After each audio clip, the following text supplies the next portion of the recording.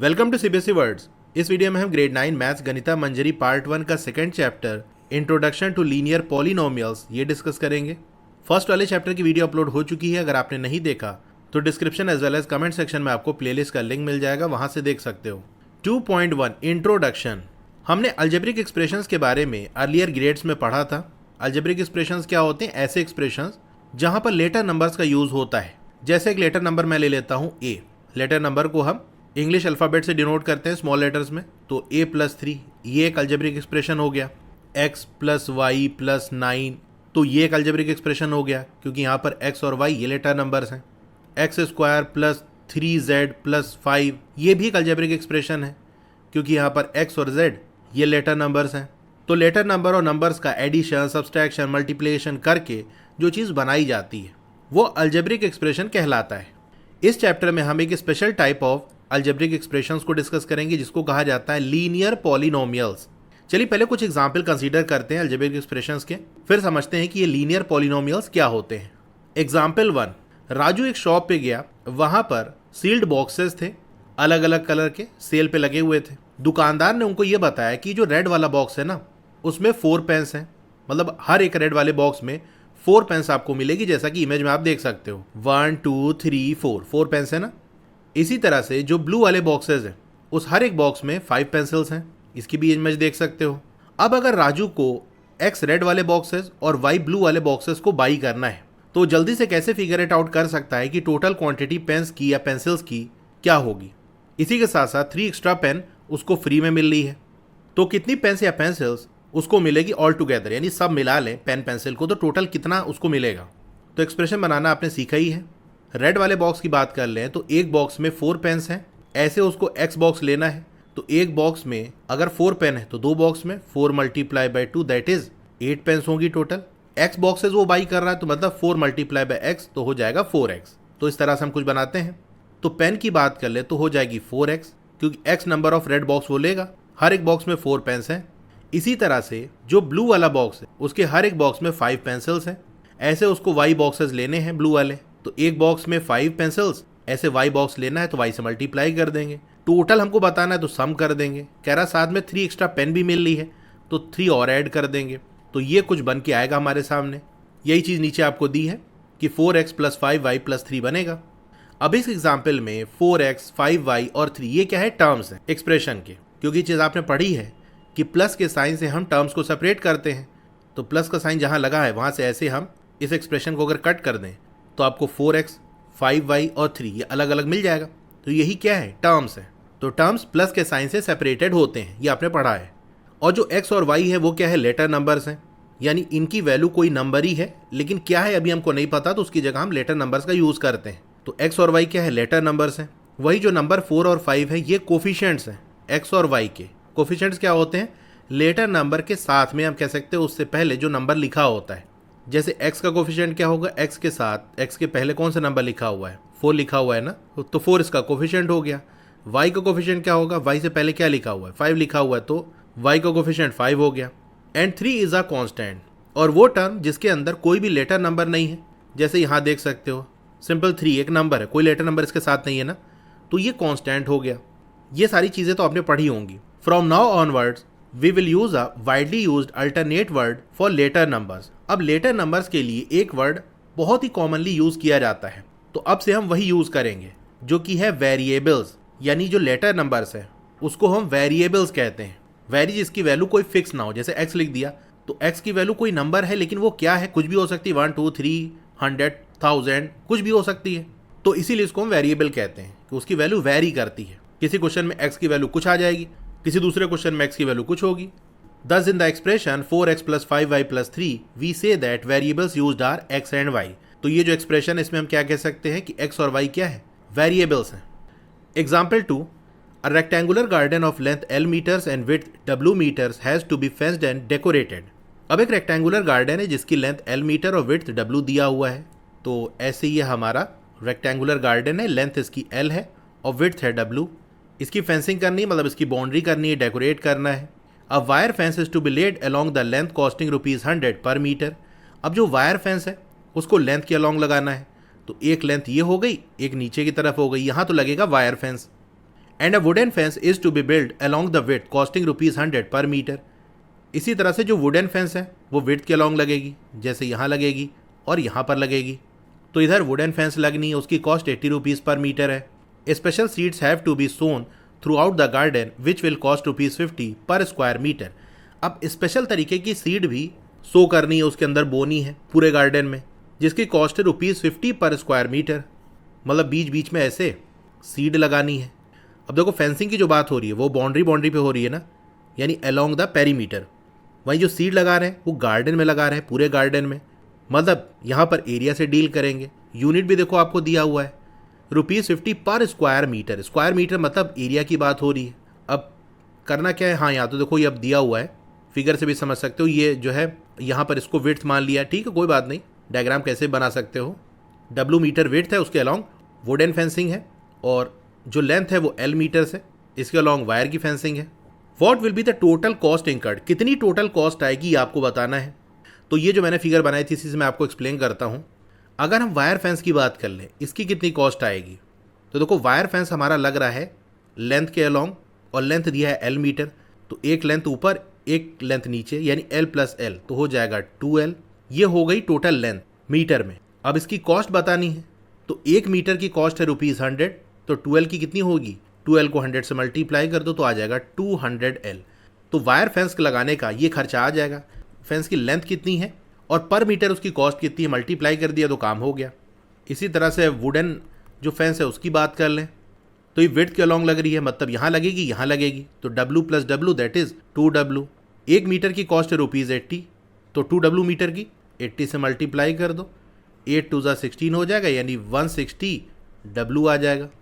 ये तो हो गई फेंसिंग की कॉस्ट। सीड लगाने की कॉस्ट कितनी होगी, तो इस रेक्टेंगुलर रीजन का एरिया निकाल लेंगे, क्योंकि वैल्यू हमको ₹50 पर स्क्वायर मीटर दिया है। तो कितना स्क्वायर मीटर एरिया है इस गार्डन का, ये तो निकाले पहले। तो एरिया जब निकालोगे तो लेंथ मल्टीप्लाई बाय विड्थ, ये एरिया आ जाएगा। वैल्यू तो दी नहीं है, तो डायरेक्ट हम क्या करेंगे, अगर कॉस्ट की बात करें तो सीड लगाने की जो कॉस्ट है वो है ₹50 पर स्क्वायर मीटर, तो 50 multiply by L multiply by W, तो 50LW ये आ जाएगा। अब तीनों को आप ऐड कर दोगे तो टोटल कॉस्ट आ जाएगी कि भाई वायर फेंस, वुडन फेंस और सीड लगाने की कॉस्ट कितनी है टोटल, यही हमको बताना था। यही चीज़ देखो प्रॉपर स्टेटमेंट के फॉर्म में दी है, तो आंसर आप इसी तरह से देना कुछ।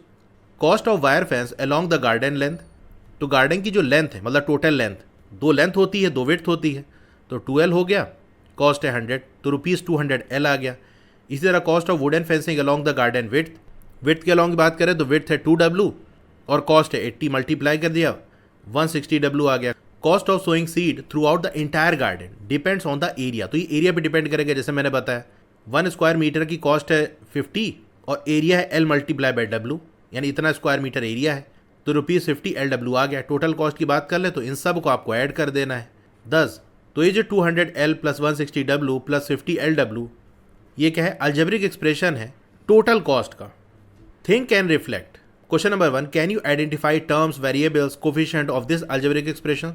तो टर्म्स की बात करें तो टर्म्स प्लस के साइन से सेपरेटेड रहते हैं, तो यहाँ से ऐसे हम कट कर दिए, मतलब ऐसे आपको कट नहीं करना, मन में ही करना है कि प्लस के साइन से सेपरेटेड है। तो 200L ये एक टर्म हो गया, 160W और 50LW ये 3 टर्म्स हो गए, 200L, 160W एंड 50LW ये टर्म्स हो गए। वेरिएबल्स की बात कर ले तो देख लो लेटर नंबर कौन कौन सा है, यहाँ पर L है, W है, बस यही है। तो जो लेटर नंबर है वो वेरिएबल्स हो गए, L एंड W। कोफिशिएंट्स की बात कर ले तो जो वेरिएबल है उससे पहले कौन सा नंबर लिखा हुआ है, L से पहले है 200, तो कोफिशिएंट ऑफ L क्या है 200। W से पहले है 160, W का कोफिशिएंट है 160 और LW के पहले क्या है 50 है, तो LW का जो कोफिशिएंट है वो है 50। Question number 2, how is it different from the algebraic expression in example 1। अब ये जो अलजेब्रिक एक्सप्रेशन है एग्जाम्पल 1 से कैसे डिफरेंट है। एग्जाम्पल 1 में क्या था ज़रा एक बार देखते हैं, 4x + 5y + 3 आ रहा था। तो एक तो वेरिएबल का डिफरेंस है, वहाँ पर x और y यूज़ किया गया था, यहाँ पर L और W है। बाकी एक चीज़ आप यहाँ देखोगे तो यहाँ पर कांस्टेंट वाला टर्म हमारे पास है जो कि है 3। इस एक्सप्रेशन में आपको कांस्टेंट वाला टर्म कोई नहीं दिखेगा। इसी के साथ साथ इस वाले एग्जाम्पल में 2 वेरिएबल के प्रोडक्ट वाला टर्म भी मिलेगा, L और W। देखो वहाँ पर x वाला टर्म है या y वाला टर्म है या कांस्टेंट है, यहाँ पर दोनों वेरिएबल के प्रोडक्ट वाला टर्म भी है। तो ये कुछ डिफरेंस है। Example 3, a wire of length 20 centimetre is bent in different ways to form rectangles. एक वायर है जिसकी लेंथ 20 सेंटीमीटर है, उसको अलग अलग तरीके से बेंड किया जा रहा है ताकि एक रेक्टेंगल बन सके। For example we can have a rectangle with length 7 centimetre and width 3 centimetre. तो ये एक वायर है 20 सेंटीमीटर लेंथ का, इसको बेंड करके इस तरह से एक रेक्टेंगल बनाया गया है जिसकी लेंथ है 7 सेंटीमीटर और विड्थ है 3 centimetre. We can also have one of the length 5.5 centimetre and width 4.5 centimetre. इसी तरह से हम इस तरह से रेक्टेंगल भी बना सकते हैं जिसकी हम लेंथ को कम कर दें, थोड़ा विड्थ को और इंक्रीज कर दें, लेंथ 5.5 सेंटीमीटर कर दें और विड्थ 4.5 सेंटीमीटर कर दें। तो देखो वायर को ही बेंड करके रेक्टेंगल बनाया गया है, मतलब वायर की जो पूरी लेंथ है वो इक्वल होनी चाहिए जो रेक्टेंगल बन रहा है उसके पेरीमीटर के। पेरीमीटर बेसिकली क्या है? बाउंड्री की लेंथ। और बाउंड्री बनी कैसे है? वायर को ही बेंड करके, मतलब जिस लेंथ का वायर लोगे उससे जो रेक्टेंगल बनाओगे उसका जो पेरीमीटर होगा, बाउंड्री की जो लेंथ होगी वो उसी वायर की लेंथ के बराबर होगी। तो इस केस में आप पेरीमीटर निकालोगे तो क्या होगा? 2 multiply by L plus B, 3 plus 7 10 होता है, 10 मल्टीप्लाई बाई 2 आ जाएगा 20 की नहीं। इसी तरह ये वाला रेक्टेंगल देख लो, इसका भी पेरीमीटर क्या होगा? 2 मल्टीप्लाई बाई 5.5 प्लस 4.5 तो 10 हो जाएगा, यहाँ से भी 20 आ जाएगा। Think of a few more ways of forming such rectangles. तो इस तरीके के रेक्टेंगल बनाने के और भी तरीके आप सोचो, मतलब और कैसे हम बना सकते हैं। तो सबसे पहले आप क्या करना, जो आपको वायर की लेंथ दी है उसका हाफ कर देना, क्योंकि पेरीमीटर में हम डबल करते हैं, अब उल्टा चल रहे हैं ना, तो हाफ करोगे तो आ जाएगा 10। अब ऐसे दो नंबर लो जिसका सम 10 हो, तो 2 और 8 ले सकते हैं, मतलब ऐसा एक रेक्टेंगल बना दे जिसकी लेंथ 8 हो और विड्थ 2 हो, तो 8 प्लस 2 10 और डबल करोगे तो पेरीमीटर आ जाएगा 20। तो बहुत तरीके से बना सकते हैं। Can you right an expression for the area of such rectangles. तो इस तरीके के जो रेक्टेंगल्स हैं उसके एरिया का आपको एक्सप्रेशन लिखना है। ध्यान रखना, पेरीमीटर की बात नहीं हो रही, एरिया की। तो यहाँ पर जो इन्फॉर्मेशन हमको दी है उसका यूज़ करके पेरीमीटर का रिलेशन हम बना सकते हैं, वहाँ से एरिया की बात करेंगे। तो जैसे मैंने बताया कि एक रेक्टेंगल है, उसकी लेंथ अगर हम x मान लें और विड्थ y मान लें तो पेरीमीटर क्या हो जाएगा? 2 multiply by X plus Y. और जैसे मैंने अभी आपको बताया कि रेक्टेंगल का जो पेरीमीटर है वो इक्वल होगा वायर की लेंथ के, और वायर की लेंथ आपको 20 दी है, मतलब ये इक्वल हो जाएगा 20 के। यहाँ से 2 इधर जाके डिवाइड हो जाएगा तो बेसिकली आ जाएगा x प्लस वाई इक्वल 10। अब इस रिलेशन को आप ध्यान में रखना। अब एरिया की बात करते हैं। एरिया क्या होता है? लेंथ मल्टीप्लाई बाय विड्थ, यानी x multiply by Y, X Y हो गया। अब यहाँ से हम y की वैल्यू निकाल सकते हैं। y क्या हो जाएगा? 10 माइनस एक्स। तो एरिया क्या आ जाएगा? x multiply by 10 minus x. Distributive property लगाओ, x 10 से मल्टीप्लाई होगा तो 10x हो जाएगा, माइनस x और x मल्टीप्लाई होगा तो x स्क्वायर हो जाएगा। तो एरिया का रिलेशन हमारे पास ये आ गया, 10x माइनस एक्स स्क्वायर। ये है हमारा एरिया का एक्सप्रेशन। तो यही बात यहाँ पर लिखी है कि अगर रेक्टेंगल की लेंथ को हम x सेंटीमीटर मान लें तो विड्थ क्या हो जाएगी? 10 माइनस एक्स सेंटीमीटर। तो ऐसे करके सॉल्व करोगे तो एक्सप्रेशन बनेगा 10x minus x square. Think and reflect. Question number 1, can you identify the terms variables coefficient of this algebraic expression. क्या आप टर्म्स वेरिएबल्स कोफिशिएंट बता सकते हो? तो ये है हमारा expression 10x minus x square. Terms कैसे बताएंगे? टर्म्स प्लस के साइन से सेपरेट होते हैं, यहाँ माइनस का साइन है, ये भी आप जानते हो कि इसमें टर्म्स अलग कैसे कर सकते हैं। देखो इसको हम ऐसे लिख सकते हैं, 10x माइनस की जगह प्लस कर दिया, माइनस एक्स स्क्वायर, यानी माइनस के साइन को प्लस के साइन से हम रिप्लेस कर सकते हैं। बस कंडीशन ये है कि माइनस के बाद वाला जो टर्म है उसका साइन चेंज हो जाएगा। माइनस के बाद एक्स स्क्वायर था तो माइनस का एक्स स्क्वायर हो गया और हमने प्लस का साइन लगा दिया। अब ये टर्म अलग हो गया, ये पूरा टर्म अलग हो गया। तो टर्म्स की बात कर लें तो 10x and minus x square. Variables की बात कर लें तो सिर्फ x है। कोफिशिएंट क्या होगा? Coefficient of x। x से पहले कौन सा नंबर लिखा है? 10 लिखा है ना, तो कोफिशिएंट ऑफ x इज 10। इसी तरह से कोफिशिएंट ऑफ एक्स स्क्वायर वाला जो टर्म है, यहाँ पर देखो इस टर्म में ये लिखा है माइनस एक्स स्क्वायर। इसको हम ऐसे लिख सकते हैं माइनस 1 एक्स स्क्वायर, क्योंकि देखो अगर ऐसे लिखा होता 3x स्क्वायर तो इसका मतलब क्या है? 3 तो हमारे पास एक्स स्क्वायर है। अगर एक्स स्क्वायर लिखा है इसका मतलब 1 तो हमारे पास एक्स स्क्वायर है, तो इसको हम ऐसे लिख सकते हैं 1x स्क्वायर। तो जनरली हम 1 को लिख के नहीं दिखाते क्योंकि अंडरस्टूड होता है कि एक्स स्क्वायर लिखा मतलब एक ही तो एक्स स्क्वायर है। लेकिन अगर सिंपल एक्स स्क्वायर लिखा है या कोई भी टर्म लिखा है उसका जो वेरिएबल वाला पार्ट है उससे पहले अगर कोई नंबर नहीं है तो समझ जाना उसका कोफिशिएंट क्या है? 1 है। अगर माइनस का साइन लगाए तो फिर -1 होगा, मतलब एक्स स्क्वायर को हम ऐसे लिख सकते हैं। तो यहाँ -1 ये कोफिशिएंट हो गया, coefficient of x square is -1। Question number 2, can you point out any similarity और difference between the algebraic expressions obtained in example 1 and 3। तो क्या आप कोई सिमिलैरिटी या डिफरेंस पॉइंट आउट कर सकते हो जो अल्जेब्रिक एक्सप्रेशन हमको मिला एग्जाम्पल 1 और 3 में। तो एग्जाम्पल 1 में हमको मिला 4x + 5y + 3, एग्जाम्पल 3 में हमारा बना है 10x - x स्क्वायर। तो एक सिमिलैरिटी जो मुझे यहाँ पर दिख रही है वो ये कि दोनों के अंदर एक जो वेरिएबल है वो x आपको दिख रहा होगा, बाकी डिफरेंसेस काफ़ी ज़्यादा हैं। जैसे यहाँ पर 3 टर्म्स हैं, यहाँ पर 2 ही टर्म है, यहाँ पर 2 वेरिएबल है x और y, यहाँ पर सिर्फ एक ही वेरिएबल है x। यहाँ पर वेरिएबल के स्क्वायर वाला टर्म भी है, यहाँ पर वेरिएबल के ऊपर जो एक्सपोनेंट लगा है वो 1 है, मतलब पावर 1 वाला वेरिएबल है यहाँ पर।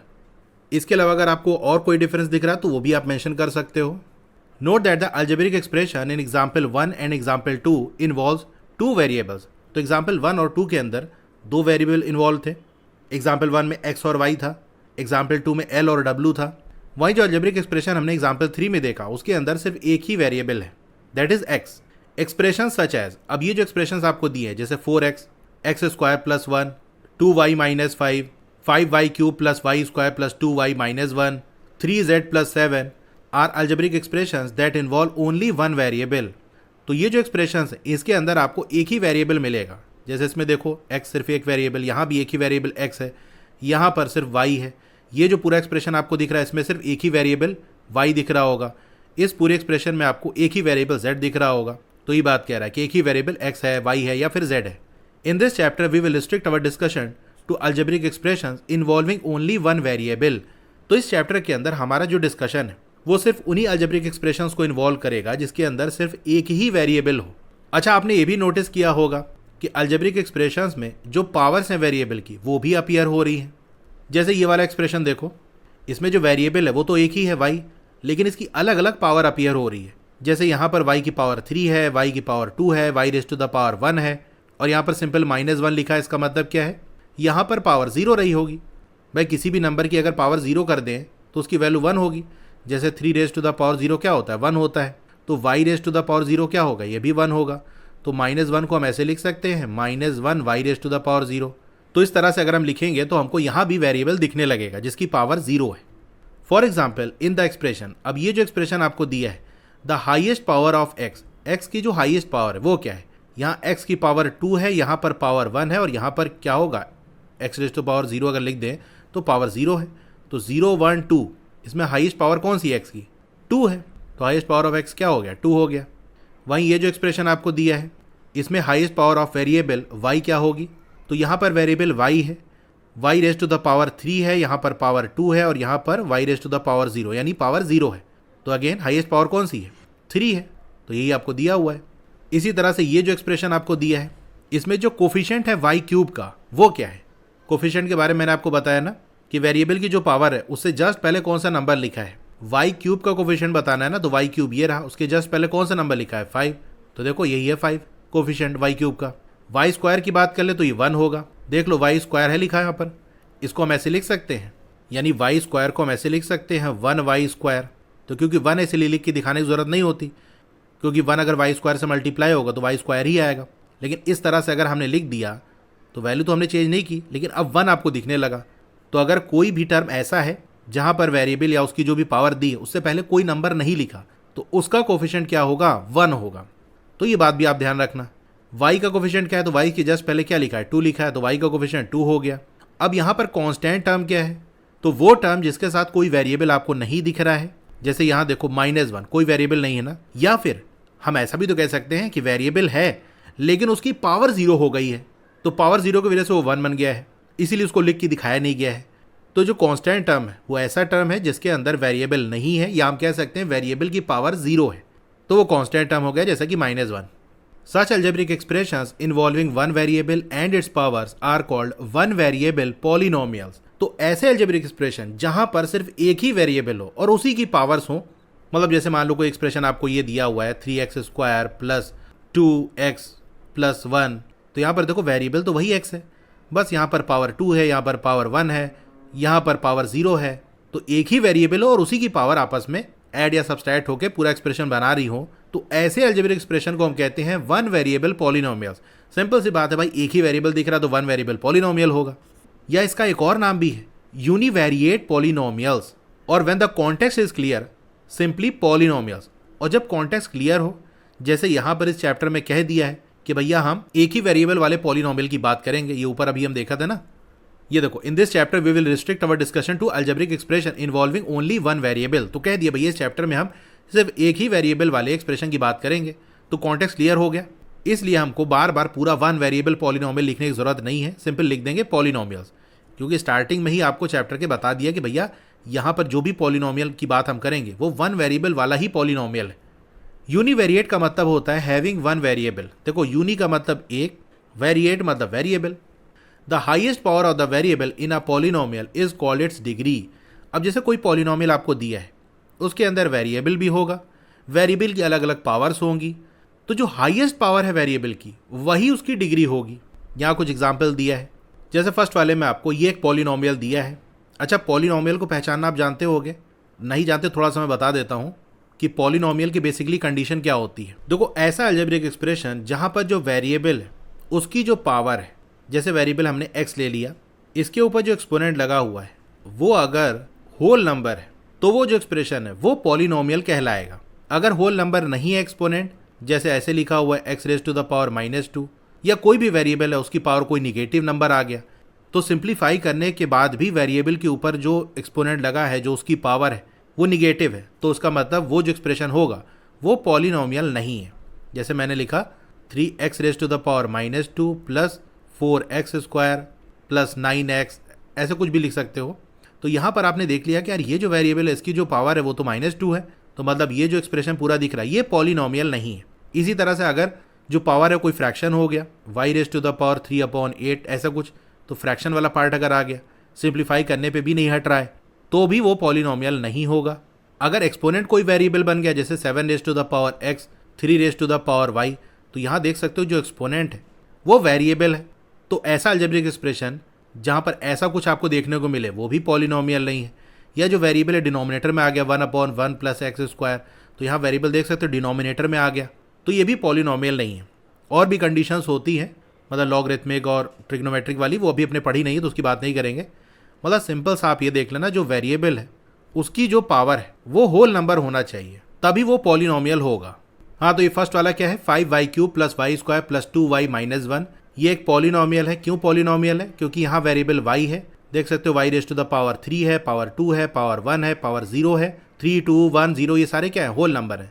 तो ये एक्सप्रेशन क्या है, पॉलिनोमियल है। इसकी डिग्री क्या होगी, हाईएस्ट पावर देखेंगे, y raise to the power 3, highest power क्या है 3 है, तो डिग्री 3 हो गई। तो ऐसे पॉलिनोमियल जिसकी जो हाईएस्ट पावर है वो 3 हो, या हम कह सकते हैं उसकी डिग्री 3 हो, उसको हम कहते हैं क्यूबिक पॉलिनोमियल्स। अब सेकंड वाला देखो, x² प्लस 5x प्लस 1, ये ऐसा पॉलिनोमियल है जिसकी डिग्री है 2, क्योंकि वेरिएबल की जो हाईएस्ट पावर है वो क्या है, देखो x raise to the power 2 है, यहाँ पर 1 है, यहाँ पर पावर 0 होगी, तो 2, 1, 0 में कौन हाईएस्ट है, 2 है, तो डिग्री 2 हो गई। ऐसा पॉलिनोमियल जिसकी डिग्री 2 है इसको हम क्वाड्रेटिक पॉलिनोमियल्स कहते हैं। फिर थर्ड वाला देखो, 3z प्लस 7, वेरिएबल यहाँ पर z है, हाईएस्ट पावर क्या है, सिंपल z दिखा है, मतलब z raise to the power 1, तो हाईएस्ट पावर वेरिएबल की 1 है, तो डिग्री क्या हो गई, 1 हो गई। ऐसे पॉलिनोमियल को हम लीनियर पॉलिनोमियल्स कहते हैं। अब फोर्थ वाला देखो, the constant 8 is a polynomial of degree 0। अगर ऐसे लिखा हुआ है, कोई सिंपल नंबर लिख दिया, जैसे 8 लिखा हुआ है, तो क्या ये पॉलिनोमियल है? द आंसर इज यस, क्योंकि देखो 8 को हम क्या लिख सकते हैं, 8 और कोई वेरिएबल लगा दो, जैसे x लगाए थे रेज़ टू द पावर 0, तो ये तो पॉलिनोमियल हो गया ना।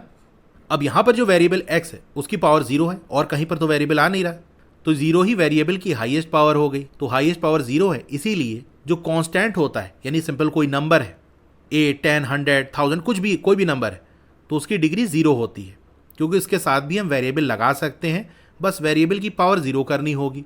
तो अगर वेरिएबल की पावर 0 कर दिए तो वही एक वेरिएबल है ही वहाँ पर, तो वही हाईएस्ट पावर भी हो जाएगी, यानी डिग्री फिर 0 हो जाएगी। It can be written as, तो ये मैंने बताया इस तरह से लिख सकते हैं, जहाँ पर वेरिएबल की जो पावर है वो क्या है, 0 है। ऐसे पॉलिनोमियल को हम कहते हैं कांस्टेंट पॉलिनोमियल्स। तो ये इंट्रोडक्शन वाला जो पार्ट है वो कंप्लीट हो गया। अब इसके बाद एक्सरसाइज 2.1 है, जिसकी ऑलरेडी मैंने वीडियो बना दी है। मेरा जो दूसरा वाला चैनल है specially for class 9th and 10th, वहाँ पर वीडियो ऑलरेडी अपलोडेड है। इस वाले चैनल पे भी वीडियो अपलोड होगी। बट अभी अगर आपको देखना है तो वहाँ जाके देख सकते हो और उसको सब्सक्राइब भी कर लो, बहुत सारी वीडियोज़ वहाँ पर भी अपलोड होंगी। साइंस और मैथ्स की वीडियोज़ अगर आपको देखनी है तो description as well as comment section में मैंने प्लेलिस्ट का लिंक दे दिया है, वहाँ से देख सकते हो। और मेरा व्हाट्सएप चैनल है, उसको भी ज़रूर से ज्वाइन कर लेना, वहाँ पर मैं अपडेट्स देता रहता हूँ।